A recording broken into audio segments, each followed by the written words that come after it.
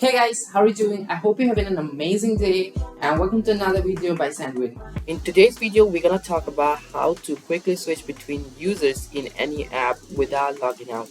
Okay guys, so let me just give you an example of what do I mean by this. So there could be some applications like for example Instagram. When you're browsing through one Instagram profile, let's suppose this is one profile that I'm browsing, and if I have to switch to some different account, I would have an option here, switch. Well, I can just click on this, click on my profile picture, and then I can click on switch accounts, and then I can log into my second account.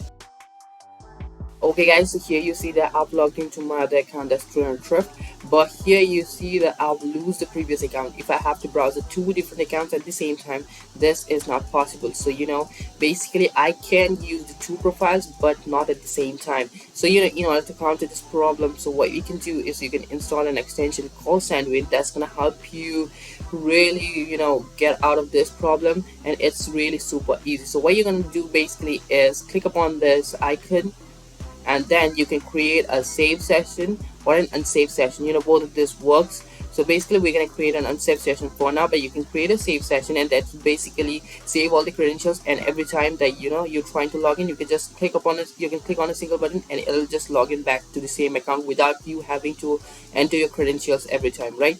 So let me just fill in my credentials and log in. There you go guys, here you can see I've got logged into my other account, and you can see both of these Instagram tabs are open and both of them have got different accounts signed in. You see this is Thrift and this is the browsing.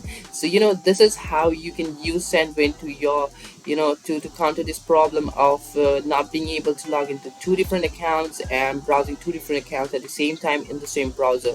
So definitely this is the way that you have to follow. So I'm pretty much sure this video has helped you out, and in case it did, then definitely do make sure to like this video and do let us know in the comments if you got any suggestions or if you got any video ideas. We'd love to hear from you.